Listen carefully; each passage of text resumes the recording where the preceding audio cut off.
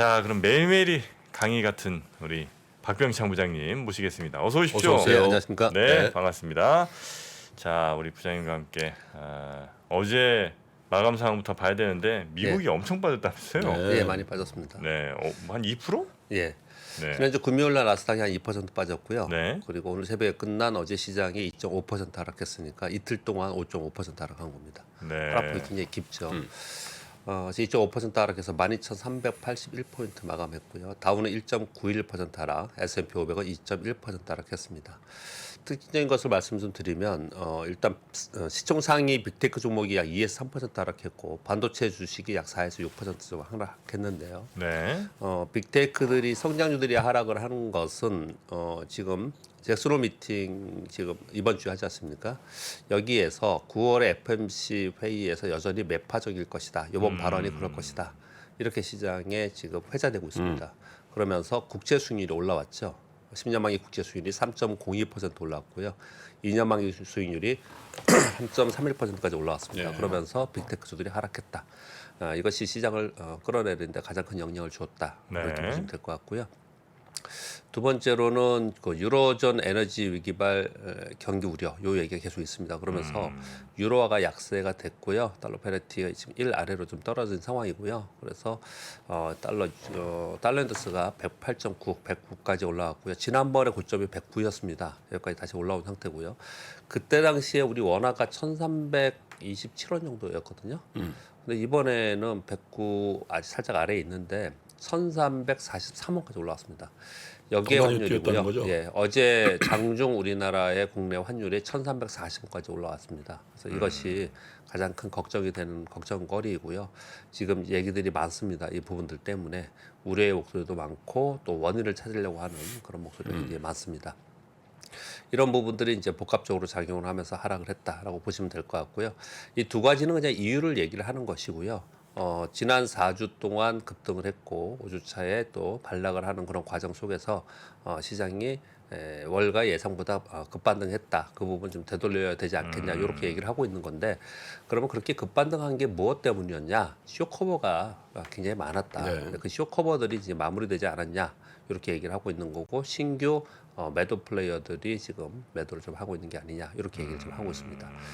그래서 전반적으로 24% 나스닥 기준으로 24% 반등을 했죠. 네. 그리고 지금 고점으로부터는 약 6% 반락을 하고 있는 그런 상황입니다. 그래서 24%면은 꽤 반등을 하긴 한 거네요. 그럼요. 예, 굉장히 24% 굉장히 큰 폭으로 반등을 한 거고요. 그래서 또 시장이 또 한번 뭐 안도 뭐 랠리 뭐 이런 얘기들 좀 하고 있는 상황이었는데 다시 재반락함으로써 베어마켓 랠리가 끝났냐?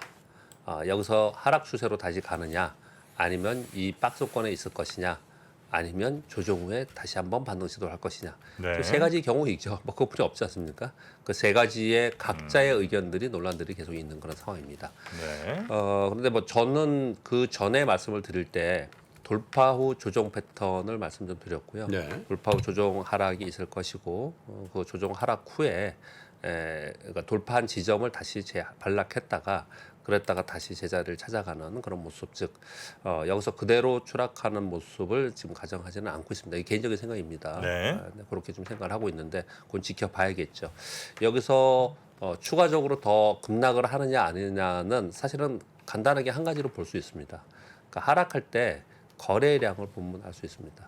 거래량이 크게 증가하면서 하락을 한다는 얘기는 악재를 반영하면서 급격하게 매물을 아래로 내놓는 거기 때문에 직전 저점을 위협하는 그런 하락이 있을 수 있다고 생각하시면 될 것 같고요. 거래량이 없다는 얘기는 자율 반등 이 정도 수준으로 시장이 네. 이해를 하는 것입니다. 그렇게 보시면 될 것 같고요. 어제 상해종합지수가 약세였다가 막판에 반등을 해서 플러스 0.61%로 반등 마감했는데 아까 뉴스삼에 전해주셨듯이 LPR 금리 인하로 인해서 상승 전환하면서 마감했습니다. 어제 있었던 미국 시장과 중국 시장, 해외 시장의 특징은 그 정도 말씀드리겠습니다. 네. 우리 시장 어제 코스피 1.2% 하락을 해서 2,462포인트, 그리고 코스닥은 2.25% 하락했습니다. 795포인트로 네. 마감을 했는데요. 코스닥이 훨씬 많이 빠졌군요. 예, 코스닥이 또 반등도 더 많이 했었기 때문에요. 더 많이 빠지고 있는 그런 상황이고요. 미국 시장이 지난주 금요일 날 하락했죠. 거기다 환율이 장중에 1,340원까지 올라왔습니다. 그러니 아침에 한 1% 정도의 하락 출발했거든요. 네. 그런데 그 와중에 외국인들이 소폭 순매수를 해줬어요. 환율이 1,340원까지 올라가는데 외국인들이 소폭 순매수였거든요. 그러면서 오전에 반등 시도를 좀 하는 그런 모습이 나타났었습니다. 그렇더라고요. 근데 마지막에 재하락을 하고 했는데 요거는 이제 미국 시장을 선반영하면서 움직였다, 그렇게 보시면 될 것 같고요. 1,171억 원 외국인 순매수라는 건 뭐 그 정도 환율 분위기에서 굉장히 이례적이라고 봐야 되는 거죠. 이것도 해석이 되게 분분합니다. 네. 지금 외국인들이 7월 이후에 4조 8천억 정도 순매수를 했고요. 기관들이 4조 순매도한 상황이고요. 그리고 8월 달에만 보더라도 외국인들이 2조 5,600억 순매수입니다. 네. 기관들이 2조 4천억 순매도거든요. 아 근데 한국 우리 기관 투자자들은 뭐 결심한 거 같아요. 아니 진짜로. 왜냐면 반등 구간에서 계속 냈잖아요. 예, 계속 매물을 내놨습니다. 그러니까 위쪽으로 안 보는 거죠, 국내 기관들. 그러니까 아, 우리 시장과 헤어질 결심? 을 했다 이거죠? 기관들이. 그런 쓸데없는 결심을 하다 보니까. 그러니까 시장 판단을 위쪽으로 안 보고 있는 것을 여실히 지금 나타나고 네. 있는 상황이고, 위쪽으로 보지 않는 것은 우리들이 여태까지 배워왔고 이론적으로 생각했던 것은 환율이 이 상태에서 올라갈 수 없다라고 네. 이제 판단하지 않았나, 이렇게 생각을 좀 합니다. 전반적으로 보시면 연기금이나 사모펀드, 뭐 투신의 매도가 요즘에 뭐 수백억씩, 사실 규모가 작지 않습니다. 네. 굉장히 큰 규모로 계속해서 매도가 나오는 상황이라서 전체 시장을 누르는 부분도 있지만 종목별로 큰 폭으로 하락하는 종목들이 발생을 합니다. 국내 기관들은 종목 위주의 플레이, 우리가 바라볼 때는, 그리고 외국인들의 움직임에 의해서는 시황을 판단할 수 있거든요. 그래서 국내 기관들이 움직이는 이 매도가 지금 계속 나오고 있는 부분은 종목별로 좋지 않은 그런 상황이 좀 되고 있고 차별화가 나타나고 있다, 이렇게 이해하시면 될 것 예. 같습니다. 네. 지금 좀 전에 김프로님 말씀 주신 것처럼 지금 제일 어리둥절해 하는 그런 부분은 뭐냐면 환율이 1,340원. 저도 한 28년 됐지 않습니까? 근데 1,300원 위에 잠깐 갔다 오거나 뭐 잠깐 시기적으로 그런 경우는 본 적은 있지만요. 지금 한 달이 넘어서고 있거든요. 거기서 지금 한 달 1,300원 위로 올라선 지가. 근데 1,340원까지 이렇게 올라가고 1,350원 가느니 1,400원 가느니 하는 것은 이게 위기 상황에서만 이랬단 말이에요. 그런데 우리가 판단해 볼 때 지금 현재 위기 상황이냐, 그렇게 얘기하지는 않거든요. 그러니까요. 근데 저게 뭐 물론 이제 아까도 뉴스 3 시간에 뭐 우리 때문에 그런 게 아니다. 네. 뭐 일리는 있죠. 네. 유로존의 페리티가 깨지는 상황이니까. 근데 그렇다 하더라도 아까 말씀드린 달러 인덱스의 상승보다 네. 원달러 환율의 상승이 훨씬 더 크다라면 이게 그냥 둬야 되는 건지. 그래서 이제 그런 얘기들이 많이 나오는 거죠. 시장의 환경, 자금 흐름의 환경이 과거와 네. 달라진 것이 굉장히 많이 있죠. 그 대표적인 게 뭘까요? 해외 주식을 어마어마하게 하잖아요. 옛날에보다 지금보다는. 지금 해외 주식을 엄청나게 많이 하지 않습니까? 네. 우리가 지난 상반기에 시장이 하락하는 동안 우리나라 주식 연기금 계속 팔았지만 연기금은 제가 지난주에 한번 말씀드렸죠. 우리 아침 방송에요. 연기금은 해외 주식 엄청나게 많이 샀습니다. 그렇지. 조 단위로 샀거든요. 네. 그러니까 그런 자금들이 지금 이제 어떻든 지금 가고 있는 거잖아요. 달러가 나가고 있는 거잖아요. 근데 그런 부분들이 작용을, 수급적 요인이 상당히 많이 작용을 하고 있는 게 아니냐, 네. 이런 얘기들도 많이 하고 있고. 아니면 또 혹시 그럴 가능성이 있습니까? 그러니까 옛날에는 우리가 뭐 한 800원 막 이랬었잖아요. 그러다가 뭐 한번 겪고 나서 그냥 뭐 1,000원 뭐 요 정도가 이제 우리 그냥 일상이 되던 시기가 있다가 뭐 또 레벨업 되면서 또 이렇게 한 1,200, 300 이게 이제 그냥 위원님 지금 위기 상황은 아닌데 이렇게 쭉 이어지는 게 이제는 1,200, 1,300이 그냥 뉴노멀로 자리를 잡는 혹시 그런 상황은 아닌가? 예리한데. 예리합니까? 예. 아유 고맙습니다. 그렇죠. 환율만 그런 게 아니고 전체적으로 좀 그런 거죠. 우리가 물가도 예전에는 뭐 제로 금리, 뭐 제로 물가에서 네. 네. 지금은 그렇게 이제 앞으로 그런 시대는 아닐 거라고 생각하는 것처럼, 그 말씀하신 뉴노멀이 되는 것처럼. 근데 이런 환율도 이제 그렇게 되지 않겠냐라는 의견들도 있긴 있습니다. 지금 말씀 주신 대로요. 근데 지금 현재 상황으로 올라가는 것은 과거처럼 그렇게까지 원화가 강세가 되지 않는다 하더라도 지금 현재 무역수지 적자가 연속되고 있잖아요. 당연히 모의 수지 적자가 되니까 환율 원화가 약세가 되는 거 당연히 맞는 거고 그게 가장 기저의 원인이고요. 이게 네. 그런 가운데 수급적 요인도 상당히 있는데 그런 것들이 환경이 바뀐 게 아니냐라는 네. 것이죠. 그런 것들 좀 얘기를 하고 있어요. 그래서 외국인들이 지금 1,340원까지 올라온 상태에서 외국인들이 공격적으로 매도가 나올 거라고 우리는 늘상 그렇게 봐왔거든요. 근데 또 그렇지는 않아요 지금요. 물론 또 바뀔 수는 있겠지만 네. 지금 현재 흐름은 그렇지 않고 있기 때문에 자 이런 원화 약세를 어떻게 해석할 것인가. 자 그리고 고점 정도를 어디서 볼 것이냐 이런 얘기들을 지금 많이 하고 있는 그런 상황입니다. 야, 근데 7월, 8월은 정확하게 기관이 외국인한테 준 거네요. 네. 개인은 뉴트럴. 개인 거의 없습니다. 중립입니다. 그러니까 중립이고. 예. 기관 매도가 엄청나게 많았습니다. 네. 전체적으로 시장을 누르는 것은 지금은 국내 기관의 예. 매물로 인해서 지금 시장이 누러져 있다 보시면 될 것 같고요. 네. 그 가운데 뭐 정유, 자원개발, 농협 그리고 제약바이오 정도, 요 정도가 조금 이제 움직였던 그런 특징을 보였습니다. 일단 전반적으로 시황은 미국이 강한 반등 후의 반락, 즉 돌파 후 반락 패턴은 뭐 누구나 생각할 수 있는 그런 패턴입니다. 그리고 추세라는 게 있기 때문에 그런 네. 패턴으로 지금 움직이는 상황이고요. 반등을 할 때는 뭐 때문에 반등을 했느냐, 쇼커버와 저가 매수가 당연히 있었겠죠. 근데 지금 반락하는 구간에서는 좀 전에 말씀드린 바와 같이 쇼커버가 거의 마무리됐다. 그리고 신규 매도 포지션이 지금 진행이 되고 있다. 좀 이따 뉴스에 말씀드리겠습니다. 그리고 저가 매수한 부분들은 제 차익 매물에 나오고 있겠죠. 그러니까 지금의 상황은 왜 이런 걸 말씀을 드리냐면 신규의 악재나 신규의 호재에 의해서 움직인 게 아니라는 거예요. 네. 다분히 수급적 요인이 훨씬 더 강하게 시장에 작용을 하고 있다. 네. 그렇게 보시면 될 것 같고요. 그리고 호재성, 악재성 재료들이 이제 선별적으로 나오는데 선별적으로 나오는데 그것을 시장이 그때 맞게 선별적으로 반영을 하고 있다라는 거예요. 그러니까 등락이 나타난다는 거죠. 근데 이런 가운데 계속해서 추가적으로 하락할 거냐에 대해서 그렇게 생각하지 않는다는 쪽은 뭐냐면 9월 13일에 발표할 CPI가 있습니다. 여기에 대한 기대감이 존재해 있는 상황이거든요. 네. 이런 부분들이 좀 있는 거고요.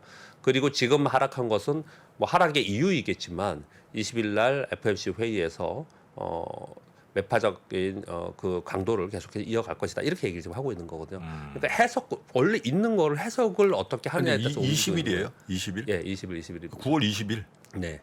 아직 거의 한 달 가까이 남았는데 벌써 그 그러니까요. 걱정을 합니다. 예, 그러니까 그것 때문에 어떻게 하락을 했다라는 네, 거거든요. 그러니까. 결국은 수급적 요인이 상당히 작용을 하고 거기에 이런 이유가 되었다. 이렇게 지금 해석을 좀 하고 있는 겁니다. 우리나라는 가장 중요한 거는 원화 약세의 무게감이 굉장히 큽니다. 정말 1,340원이라는 거 정말 진짜 오랜만에 본 것 같거든요.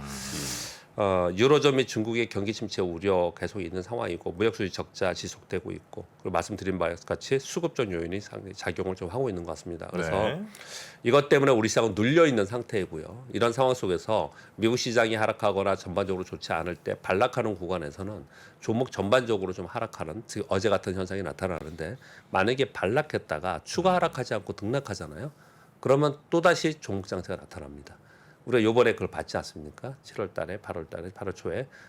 요번에도 반락 후에 추가적인 추세적인 하락으로 전환하지 않고 이 안에 있다면 종목별 차별화 장세는 계속 이어지는 그렇게 추석까지는 가지 않을까 이렇게 판단을 좀 해보고 있습니다. 네. 이슈들 몇 개 짚어보겠습니다. 22에서 추가 긴축 시사한 내용들이 있었습니다. 중기적으로 인플레이션을 2% 수준까지 안정적으로 갈 때까지 긴축을 지속해야 된다. 그리고 그거보다 더 중요한 내용은요. 에너지 난이 지속될 경우 유로존의 경기 침체 가능성이 높다. 이런 얘기들 계속 나오고 있습니다. 지금 뭐 동유럽 얘기도 좀 나오고 있고 독일이 좋지 않다는 얘기를 하고 있고 계속 그러고 있는 상황이거든요. 이 시점에서 잠깐 다른 얘기 좀 드려보면요. 제가 있었던 30년 동안의 경험치로 봐서는 우리 지금 경기 둔화, 경기 침체 얘기를 하고 있지만 더 위험한 거는 경기 침체는 시장이 반영하면서 가거든요. 더 위험한 거는 소위 디폴트가 발생되는 시스템 리스크잖아요. 시스템 위기. 그게 발생이 되면은 이제 우리가 생각했던 것보다 더 많이 한 단계 레벨 다운 될 가능성이 있거든요. 근데 그렇게 됐을 때 어떤 국가에서 어떤 트리거로 나올 거냐. 요런 것들을 또 얘기를 많이들 하고 또 생각하는 분들이 많이 있을 것 같아요. 근데 가만히 생각해 보면 대륙별로 이동했어요. 대륙별로. 그러니까 아시아에 있다가 90년대 말에 아시아에 있었잖아요. 그러다가 또 2000년도에 가서는 또 미국의 위기가 생겼고요. 그다음 유럽 가고. 그다음에 유럽 가고 뭐 이런 식이었거든요. 그래서 그 다음에 중국이다라는 얘기를 지난 10년 동안 했어요. 그랬는데 중국은 아직까지 거기까지는 가지 않았거든요. 그렇게 국가별로 한 국가가 다시 무너지고 다시 무너지고 원래 취약 국가가 있긴 하지만 그런데 빼고 전반적으로 이게 이동을 했다라는 부분이 굉장히 중요한 거고요. 또 한 가지는 트리거가 다 달랐어요. 외환위기였고요. 그 다음에는 부동산발 서프라임 모지론 주택금융에서 발생이 된 거고요. 그 다음에 남유럽에 있었을 때는 디폴트 국가 채무 디폴트였어요. 이렇게 있었거든요. 그래서 그 이후에 한 10년 동안 얘기했던 건 뭐냐면 채권발 얘기를 계속했었어요. 그 다음에는요. 그랬었거든요. 그런데 그건 역시 나타나지는 않았어요. 물론 작은 노이즈들이나 문제는 좀 있었거든요. 네. 그런 가운데 최근 들어서 왜 이 말씀을 드리냐면 유럽을 계속 이제 지켜보면서 그런 생각이 드는데 최근 들어서 심심치 않게 유럽 얘기가 계속 나오고 있단 말이에요. 그런데 그 트리거 얘기를 하는 게 전부 다들 뭐라고 얘기하냐면 에너지 위기를 얘기를 하고 있어요. 지금 미국은 인플레이션이 피크아웃 치고 좀 꺾일 거라고 우리 다 생각하잖아요. 지금 뭐 8% 아래까지 떨어질 거다. 우리 그때도 뭐 햄버거 얘기도 하고 막 그랬지 않습니까? 네, 그런데 네. 유럽은 그렇지 않다는 거예요. 유럽은 이 상태로 가면은 12%, 15%까지 연말과 내년 초에 갈 것이다. 이렇게들 얘기를 많이 하고 있는 상황이거든요. 인플레? 예, 인플레가요. 유럽은 피크아웃이지 못하고 있다라는 거예요. 그게 뭐 때문이냐? 이게 에너지 가격 때문에 그렇다라는 거예요. 그러면 계속 긴축해야 되잖아요. 그렇죠. 그러면 에너지 가격의 가장 근본적인 원인은 뭐냐? 전쟁, 공급망 교란과 아니 지금 전쟁이잖아요. 그 가스 가격이 유가로 치면 $500래요. 그러니까요. 유가로 치환해 보면 $500 수준. 배럴당. 그렇습니다. 그러니까 이 말씀을 드리는 거는 사실은 이번의 상황을 굉장히 안 좋은 쪽으로 계속 가고 있는데 이걸 해결하는 트리거 중에 하나는 전쟁의 문제입니다. 사실은 전쟁의 문제. 그래서 이번 10월 말과 11월에 그 우크라이나 러시아 전쟁이 어떻게 진행이 되는가가 그때쯤 돼서 굉장히 중요한 또 한 번의 변곡점이 있을 가능성이 있다. 그렇게 생각합니다. 네. 보니까 저 3월 달인가요? 그때 전쟁 난 게? 우리 그런 얘기를 한 겁니다. 지금 6개월 이상 된 건데. 그죠? 예. 근데 진짜 저게 전쟁을 저 푸틴이 마음 먹어가지고 원하는 바를 해서 종전을 못해서 하는 건지 그냥 제가 볼 땐 꽃놀이패라고 계속 하는 것 같아요. 그쪽 러시아 쪽에서는 미국이 전쟁을 계속 유지하려고 하는 거다 이렇게 막 얘기를 하잖아요. 언론을 보면요. 그래서 그때 2월에 전쟁이 발발됐고 3월에 우리가 얘기했던 게 뭐냐면요. 10월 말 11월에 전 세계 가장 영향력 있는 바이든 대통령과 시진핑 주석과 그리고 푸틴 대통령이 연임 또는 재평가 또는 법을 바꿔서 영구 집권하려고 하는 그게 11월에 다 있잖아요. 그래서 그때까지 이건 안 끝날 거다. 여러분 기억나실지 모르지만 그런 얘기가 있었거든요. 그래서 제가 지금 말씀드리기를 이 여러 가지들이 지금 전쟁과 연관되어 있는 리스크거든요. 근데 그것으로 인해서 발발된 원인이 된 그런 것들인데 그래서 이번 10월 말 11월이 뭐 이제 많이 남았지만은 굉장히 전 세계의 경제 또는 시장에 굉장히 중요한 그런 또 다시 한번 또 중요한 개월이 될 것 같아요. 이렇게 생각이 듭니다. JP 모건에서는 인플레 둔화 전망 발표를 했더라고요. 미국 글로벌리는 하반기 인플레 한 4.7% 수준, 미국은 3%대로 하락 전망한다. 이런 발표가 좀 있었어요. 다만 연준은 그렇다 하더라도 통화 정책 기조로 변경이 없을 것이다. 이렇게 얘기를 좀 하고 있습니다. 미국 조금 더 이제 부연 설명을 좀 드리면 미국 에너지부 장관 직접 어떻게 얘기를 했냐면 미국이 내년에 기록적인 원유 생산을 할 거다. 이거 왜 요 얘기가 왜 나왔냐면요. 사우디아라비아나 아라비아나 그 중동 오일 국가들이 이 감산을 미국 말을 잘 안 들어요. 지금 증산을. 그래서, 증산을. 그래서 기록적인 원유 생산이 있을 거다 이런 얘기를 하면서 올 하반기에 미국의 가솔린 평균 가격은 3.87달러 정도로 전망한다 이렇게 발표를 했거든요. 이거 직접적으로 그 일을 하는 사람이기 때문에 중요해서 제가 이걸 가져왔는데요. 그런데 이런 과정 속에서 두 가지 걱정이 있는 겁니다. 하나는 뭐냐면 이렇게 발표를 했는데 어제 뉴스에 보면요, 사우디 왕자 뭐라고 발표했냐면은. 우리 증산 안 하고 감산할 거다. 지금 유가 떨어지는 것 때문에 이런 발표가 또 있어서 다시 한번 충돌이 일어나고 있는 거고요. 또 하나는 이렇게 물가가 떨어지는 것은 우리가 지금 바라고 있는 것이지만 이런 물가가 떨어지고 있는 것은 인플라 둔화 과정 속에서 반대급부로 경기 침체 우려가 목소리가 훨씬 더 높아질 수 있다. 그렇게 보시면 될 것 같습니다. 네. 그러니까 이제 미국이 패권 국가로서의 리더십을 상당히 손상당한 거예요. 어? 그렇습니다. 이렇게 얘기하면 저 전화가 가가지고 그따위로 할 거야? 이렇게 얘기하면 잠잠해지고 그랬거든. 그렇잖아요. 네네. 근데 지금 뭐 이렇게 하면 반대로, 저렇게 하면 이쪽으로. 이게 문제인 것 같아. 그렇죠. 뭐 주식하고 다른 얘기이지만 그래서 그런 얘기들 많이 있지 않습니까? 아프가니스탄 철군 이후부터 사실 조짐의 발생이 된 거다 이런 얘기들 많이 하고 있죠. 미국이 예전 같지 않다. 예, 그런 걸 얘기만 하는 거죠. 그리고 뭐 러시아도 뭐 지금 군인들 충원이 안 돼 갖고 뭐 교도소 가고 뭐 난리도 아니래요 지금. 교도소에서 6개월만 참전하면 남은 형기 다 없애주고 뭐 월급도 많이 주고 뭐 이렇게 한다고. 그래서 지금 지원자가 막 몰리고 뭐 그런다는 얘기가 뭐 많이 있습니다. 그래서 사실 보면은 조금 더 이어서 말씀드려보면 우리 다 알고 있는 내용이지만 유럽이 진짜 문제인 거예요. 미국은 지금 가스 가격이 엄청나게 올랐잖아요. 미국은 가스 수출국가거든요. 미국은 가스를 수출하는 국가예요. 네네네. 그리고 오일도 뭐 셰일 오일도 있고 충분히 미국은 버틸 수 있는 국가니까 유럽하고는 지금 굉장히 다른 것 같아요. 지금 전쟁을 대하는 태도나 그리고 향후에 물가의 부분이나 이런 부분들이 유럽하고는 지금 엇박자로 좀 가고 있는 상황이라서 네. 유럽에 대해서 걱정을 지금 많이 하고 있는 거다. 그렇게 말씀드리겠고요. 네. 그 와중에 대만도 지금 걱정을 많이 하지 않습니까? 근데 지난번에 펠로시 하원의장 갔죠. 그 다음에 미국의 상하원 의원이 방문했다고 제가 말씀드린 적이 있었거든요. 거기까지 말씀드렸는데 그 이후에 인디애나 주지사가 방문하고요. 곧 일본과 캐나다의 국회의원들이 방문 예정이라고 합니다. 그래서 이 미중 갈등과 대만의 갈등 이 주변으로 한 이 갈등은 이게 계속 이어질 거라고 보여집니다. 그래서 요거는 우리 지금 반도체 2차 전지 여기 영향이 많이 크기 때문에 한번 뉴스를 가져와 봤겠고요. 그리고 제가 그 시황 얘기하면서 요 말씀을 잠깐 드렸는데요. 파이낸셜 타임즈에서 설문조사를 했어요. 베어마켓 랠리가 종료된 거냐 아니냐 네. 어떻게 생각하냐 설문조사를 했는데 어디 했냐면 뭐 골드만삭스, 모건스탠리, JP모건 이렇게 브로커들한테 인터뷰 설문조사를 한 거예요. 그걸 해봤더니 최근 반등의 주도는 쇼커버링이었다. 쇼커버링이 거의 마무리되고 있다. 커버이라는 게 그만 먹자 이런 거잖아요. 예. 그만 먹자 일단. 올라오면서 근데 숏 친 사람 입장에서 익절이지. 마이클 버리가 그때 우리 안 계실 때 우리 지난주에 그런 뉴스에 전해드렸죠. 마이클 버리가 전체 포지션 다 정리했다는 거예요. 네네네. 숏도 다 정리하고 롱도 정리하고 다 정리했다는 거거든요. 근데 그런 것들 때문에 올라온 부분이 있다. 지금 장기 포지션은 여전히 매도를 하고 있다라는 거예요. 그럼 장기 포지션 속에서 롱 포지션들은 지금 어떻게 움직이고 있냐 물어봤더니 펀더멘털이 개선되는 것, 즉 경기지표 개선되는 것을 기다리고 아직 액션을 취하고 있지 않다. 예. 이렇게 얘기를 하고 있는 거고 요번에 24%로 반등을 했잖아요.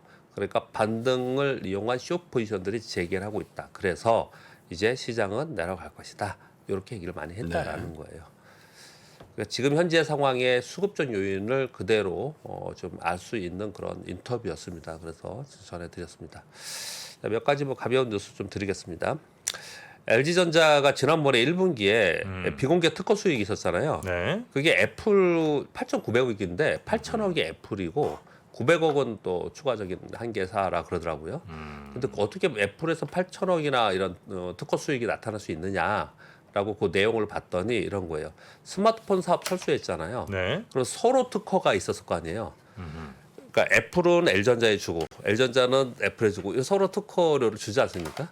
그런데 이게 철수하면서 애플에 지급하는 특허료가 없어졌다는 거예요. LG 폰을 안 만드니까. 네, 안 만드니까 애플에 주는 건 없어졌고 네. 애플로 받을 것만 생겼다라는 거예요. 근데 그렇게 해서 이런 일이 발생을 했다. 장기 계약을 한 거라서 한 번에 받은 걸로 지금 보여지고 있고요.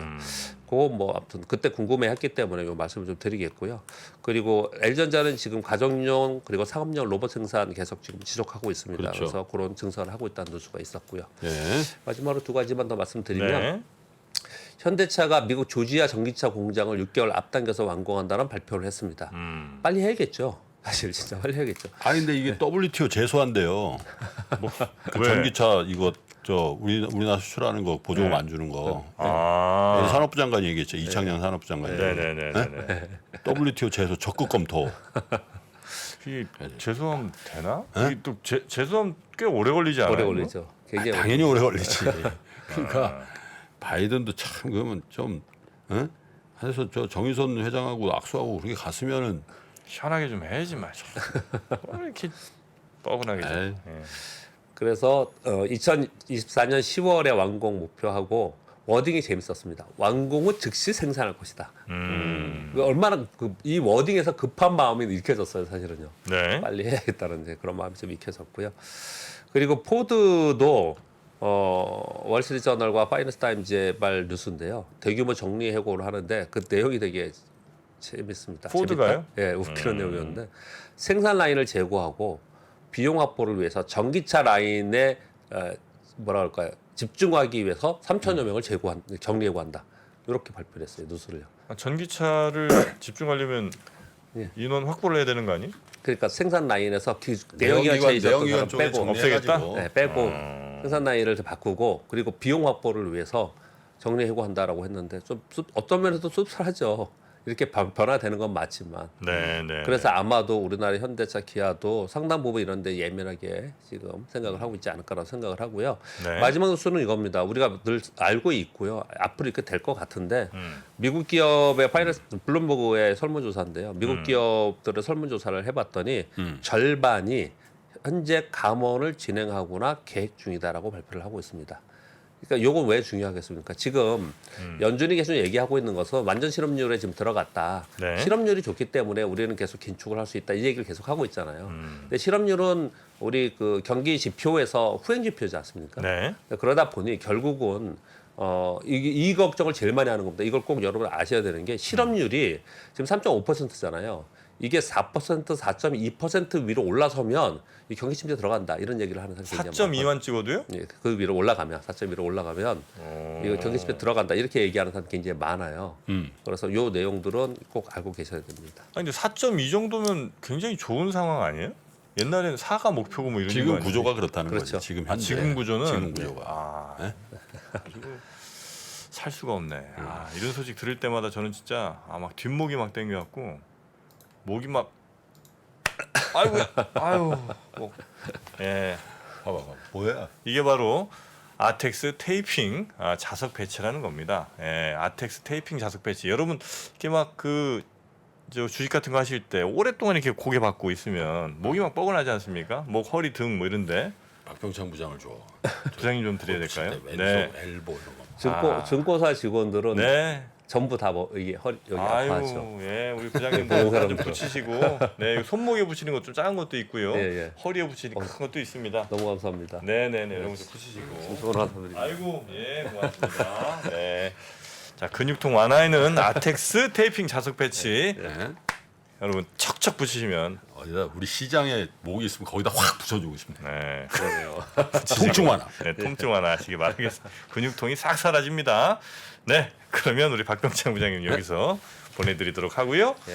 내일 아침 잘 부탁드리겠습니다. 고맙습니다. 감사합니다. 평소 경제 뉴스를 볼 때 100% 이해가 되지 않았다면, 어려운 용어를 알아듣지 못해 답답함을 느꼈다면, 오건영의 경제를 보는 눈 강의를 통해 차분하게 경제 기초를 쌓아보는 건 어떨까요? 저는 강의에서요, 기초적인 단어들도 좀 담으려고 했고, 이 단어들이 실제 신문 기사에서 어떻게 쓰이는지, 그리고 이 신문 기사 이외에도 다른 콘텐츠에서 우리 실제 생활에서는 어떻게 쓰이는지 되게 풍부한 사례를 담으려고 했어요. 수차례 보시면서 반복하시면 마치 무언가 뉴스를 들었을 때 툭 튀어나오는 느낌? 예, 그런 걸 좀 느끼시지 않을까. 그럼 툭 튀어나올 정도로 많이 보려면 흥미로워야 되잖아요. 그래서 그게 제가 좀 많이 기획할 때 노력했었던 그런 부분이라고 보시면 됩니다. 쉽고 재미있게 최대한 기획을 해봤습니다. 드라마처럼 재미있게 경제 공부를 할 수 있다면 이게 제가 생각했던 모토였고요. 예, 그렇게 됐으면 참 좋겠습니다. 네. 경제 뉴스가 명쾌하게 이해되는 즐거움. 오건영의 경제를 보는 눈 강의를 통해 경험하실 수 있습니다. 신규 출시 기념 8월 31일까지 얼리버드 특가로 만나보시죠. 지금 바로 영상 아래 댓글을 확인하십시오.